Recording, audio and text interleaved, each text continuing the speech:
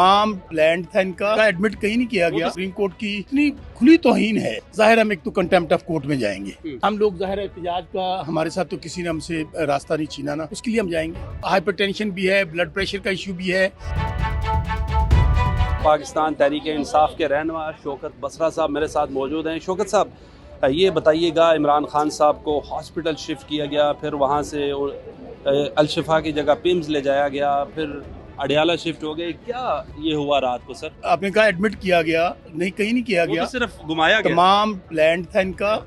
आप ये देखें, सुप्रीम कोर्ट का वाज़ेह ऑर्डर था कि आपने अलशिफा लेके जाना है, मेडिकल बोर्ड कॉन्स्टिट्यूट होगा, उस मेडिकल बोर्ड में डॉक्टर फैसल और डॉक्टर उस्मा उस मेडिकल बोर्ड का हिस्सा होंगी और उसकी रिपोर्ट सबमिट की जाएगी सुप्रीम कोर्ट को, और जब तक वो इलाज होगा खान साहब वहाँ पे रहेंगे।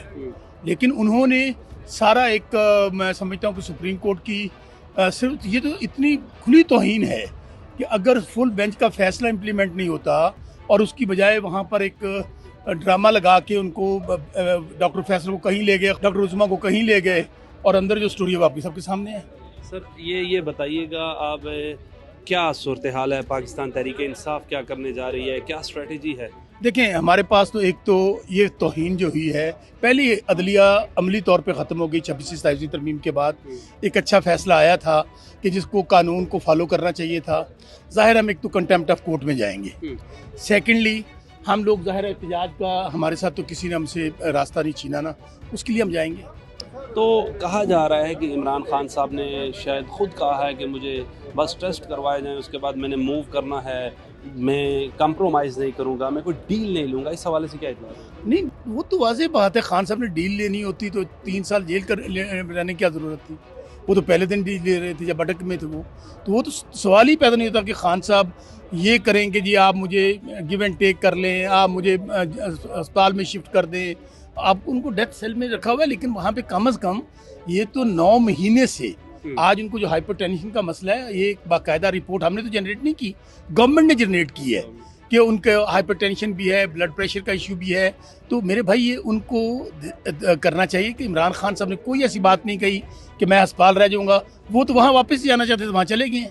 तो शौकत बसरा साहब, ये बताइएगा, इमरान खान के इलाज में कौन रुकावट है?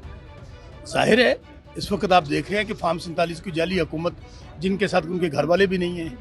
नवाज शरीफ हार गया, मरियम हार गई, शहबाज शरीफ हार गया। 2018 का एक जुडिशल कमीशन बना लें, एक 2024 का बना लें, सुप्रीम कोर्ट के फुल 2013 के धरने का 2013 का। मैं कहता हूँ आपने जहाँ से शुरू करना करें, तहरीक इंसाफ साथ है।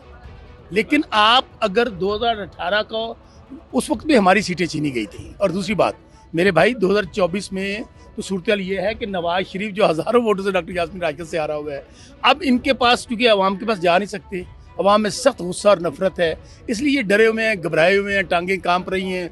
और वो पहले आपको पता है कि ये चले गए थे रिव्यू में, मिलाना तो ये पहले नहीं चाहते थे, और फिर रात सारा कुछ जो कुछ किया इन्होंने, ये वाज़ेह तौहीन अदालत है। तो अब तौहीन अदालत भी हो गई। पाकिस्तान तहरीक इंसाफ के रास्ता सिर्फ प्रोटेस्ट का रह गया है या मुज़ाकरात से हमने कभी भी इनकार नहीं किया, लेकिन मुज़ाकरात किसी डील के लिए नहीं, सिर्फ आइन और कानून पे अमल करते हुए। आप कहाँ थे सर? कहाँ? मैं इधर ही था, इस्लामाबाद। तो ये जो लोग इकट्ठे हुए फैजाबाद के पुल पे या I-8 के पुल पे, ये लोग कौन थे? बिल्कुल ये प्रोपेगेंडा किया जा रहा है। कोई पहले तो जो हमें आपकी मीडिया दिखा रहे थे कि 2-2 किलोमीटर तक कोई बंदा नजदीक नहीं है, आप लोग ही दिखा रहे थे। तो कुछ लोग पे सर है ना, मैं आपको फुटेज निकाल देता हूँ, मुख्तलिफ चैनल से दिखाया कि 2-2 किलोमीटर तक किसी को आगे नहीं आने दिया जा रहा। उसके बाद मेरे भाई, हमारी तो वाज़ेह हदायत थी, सेक्रेटरी जनरल का पैगाम सुन लें। मैंने बल्कि रात 1 बजे वीडियो पैगाम जारी किया कि हमारा कोई कारकुन जो है वो आगे नहीं जाएगा, चूँकि हमने अंडरटेकिंग दी हुई है।